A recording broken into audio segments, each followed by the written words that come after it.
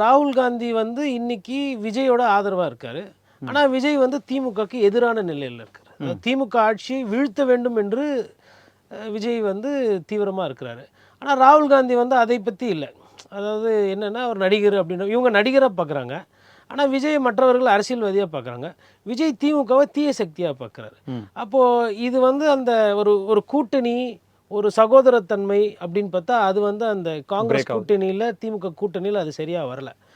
அவர் வந்து ஒன்றும் ஏழைப்பாழையோ இல்லை நீட் தேர்வு எழுத முடியாத குழந்தையோ இல்லை வந்து ஒரு ஒரு பாதிக்கப்பட்டவரோ இல்லை. அவர் உச்சக்கட்ட நடிகர்.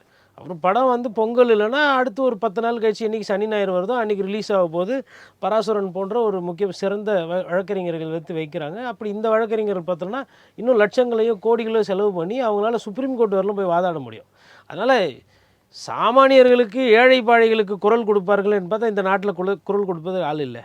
ஆனால் ஒரு நடிகருக்கு ஒரு பிரச்சனைன்னும் இந்த மாதிரி இருக்காங்க.